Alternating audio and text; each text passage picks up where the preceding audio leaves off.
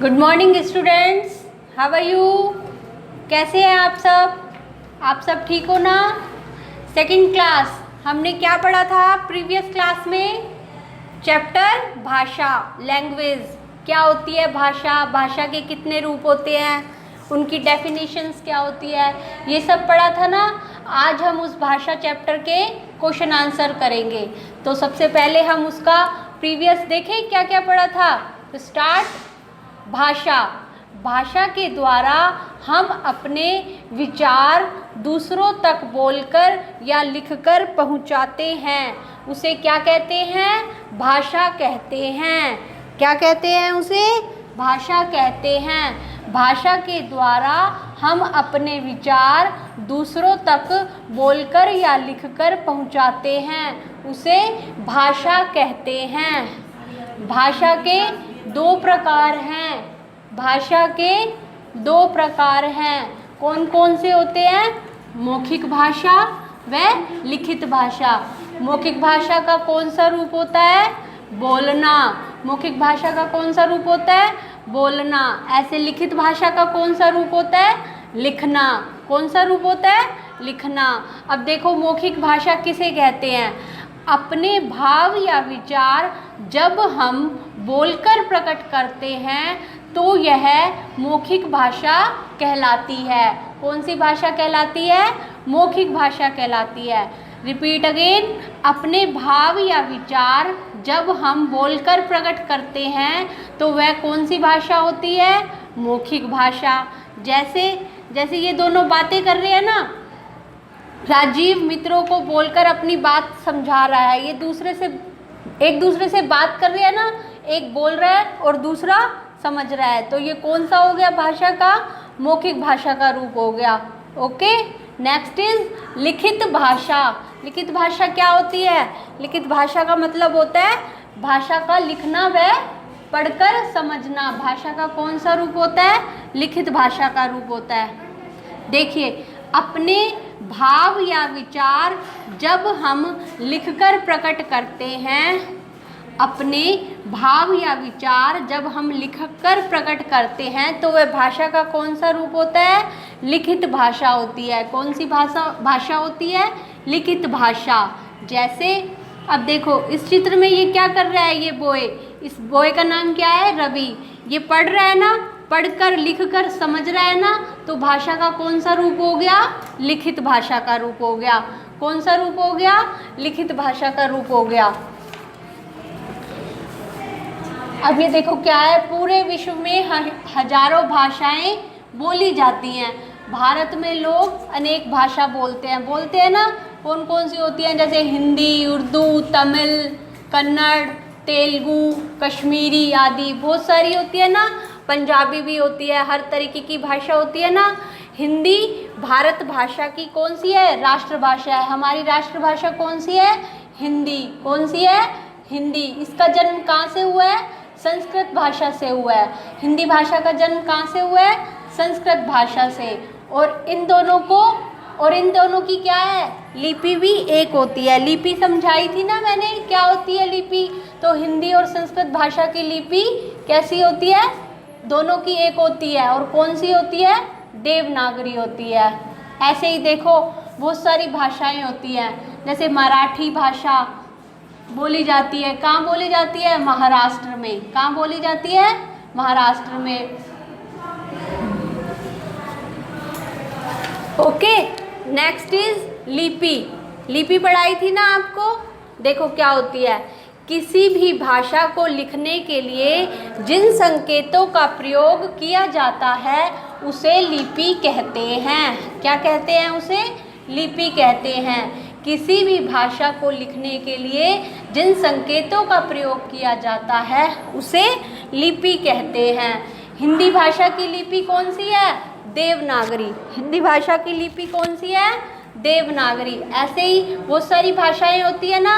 पंजाबी भाषा की लिपि गुरुमुखी होती है। उर्दू भाषा की फारसी होती है। हिंदी की देवनागरी।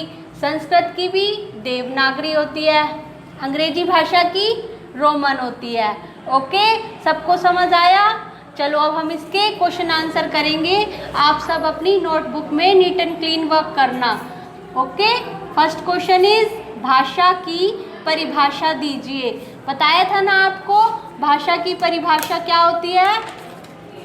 भाषा के द्वारा हम अपने विचार दूसरों तक बोलकर या लिखकर पहुंचाते हैं। क्या कहलाता है? भाषा कहलाता है। Is that clear all of? Okay, then second question is भाषा के कितने प्रकार हैं? कितने प्रकार हैं भाषा के? 2। कौन कौन से? मौखिक भाषा और लिखित भाषा। मौखिक भाषा और लिखित भाषा। थर्ड क्वेश्चन, मौखिक तथा लिखित भाषा में अंतर बताइए। मौखिक भाषा कौन सी होती है? जो भाषा हम बोलकर तथा सुनकर समझते हैं वो मौखिक भाषा होती है, तथा जो भाषा हम लिखकर व पढ़कर समझते हैं वो कौन सी भाषा होती है? लिखित भाषा। तो इसका आंसर क्या हुआ? मौखिक तथा लिखित भाषा में अंतर बताइए। मौखिक भाषा होती है जो भाषा हम बोलकर व सुनकर समझते हैं, मौखिक भाषा कहलाती है, तथा जो भाषा हम लिखकर व पढ़कर समझते हैं वह लिखित भाषा कहलाती है। लास्ट क्वेश्चन इज लिपि से आप क्या समझते हैं? क्या होती है लिपि?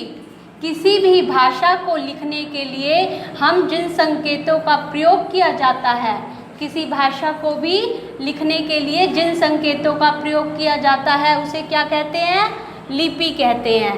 क्या कहते हैं? लिपि कहते हैं। Okay, the next question is true और फॉल्स, सही और गलत का चिन्ह लगाइए।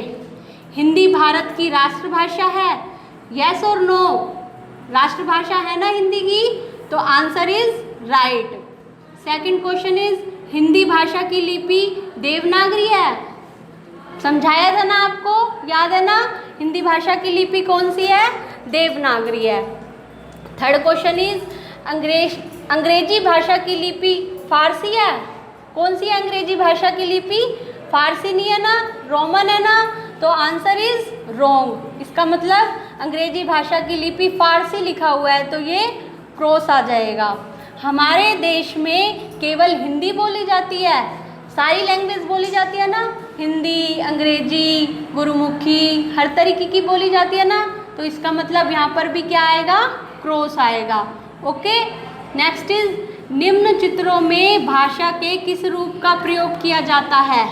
ये किस भाषा? ये एक बॉय बना हुआ है, ये क्या कर रहा है? लिख रहा है, वह पढ़कर समझ रहा है ना, तो ये कौन सा रूप हो गया? लिखित भाषा का रूप हो गया। किस भाषा का रूप हो गया? लिखित भाषा का। और ये दोनों एक दूसरे से बातें कर रहे हैं ना, जिस भाषा को हम बोलकर व सुनकर समझते हैं वो कौन सी भाषा होती है? मौखिक भाषा। कौन सी भाषा होती है? मौखिक भाषा। तो ये कौन सी भाषा आएगी यहाँ पे? मौखिक भाषा का रूप। नेक्स्ट इज वर्ग पहेली में अलग अलग भाषाओं के नाम छिपे हैं, उन्हें पहचानिए। अब जैसे इसमें लिखा हुआ है गु, यहाँ पे लिखा हुआ है मैं, फिर फिलप्स दे रखा है, फिर ठी लगा हुआ है, तो अलग अलग लैंग्वेज होती है ना। जैसे तेलुगु, तेलुगु लैंग्वेज होती है ना भाषा, तो ये कौन सी बन गई? तेलुगु। यहाँ कौन सी बन गई? मराठी। कौन सी लैंग्वेज बन गई?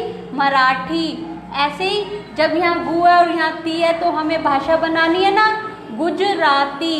कौन सी भाषा बन गई? गुजराती। सबको समझ आया? ओके, नेक्स्ट क्वेश्चन इज दिए गए कथनों में सही उत्तर के सामने सही का चिन्ह लगाइए।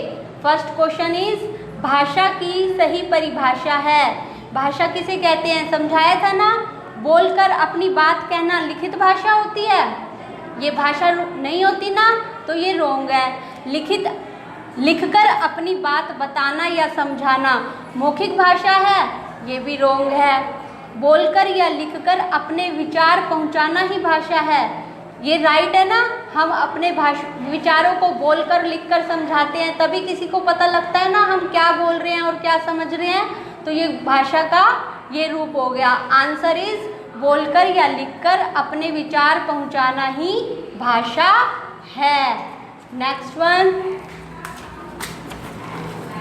लिपि कहते हैं, किसे कहते हैं?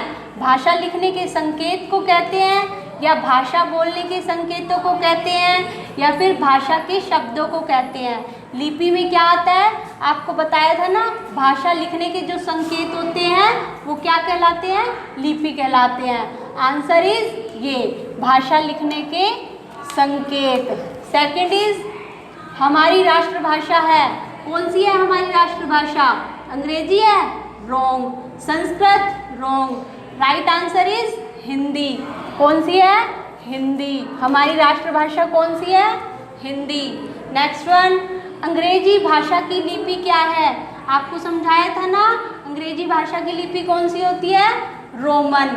कौन सी होती है, रोमन। और इसमें गुरुमुखी और देवनागरी दे रखी है। गुरुमुखी कौन सी है, पंजाबी भाषा की, और देवनागरी हिंदी और संस्कृत भाषा की। सबको समझ आ रहा है ना। नेक्स्ट क्वेश्चन इज, ये आप अपने आप करना, 5 भाषाओं के नाम तथा उनके राज्य लिखना। ओके, सारा समझाया था मैंने आपको। अब नेक्स्ट क्वेश्चन देखिए, मात्राएं जोड़कर शब्द बनाइए। एग्जाम्पल, ब और प्लस आ क्या बना, इससे हमें मात्रा जोड़कर नए शब्द बनाने हैं। बात बना दिया, एक बाला बना दिया। ऐसे ये म और ऊ की मात्रा के शब्द बनाने हैं, तो क्या बना, मूक और मूषक। आप इससे अलग भी वर्ड शब्द बना सकते हैं, ठीक है। ऐसे नेक्स्ट इज क और इसमें ऊ, छोटा ऊ, तो क्या बनेगा, कुल, पुल। ऐसे और अनेक शब्द भी बन जाते हैं। लास्ट वन, ब और ए क्या बन गया, नए शब्द क्या बना, बेटा, और एक और बेबस। Okay, is that clear. Next one, मैं और ई, मित्र, मिनी, मित्र और मिनी। ऐसे र प्लस आ क्या बन गया, रात, राजा। ऐसे आप मात्राओं के अलग अलग शब्द भी और बना सकते हैं, ठीक है। आज की वीडियो हम यहीं समाप्त करते हैं। नेक्स्ट वीडियो में हम पढ़ेंगे वर्ण और वर्णमाला। Okay, thank you. अपने घर रहिए, खुश रहिए।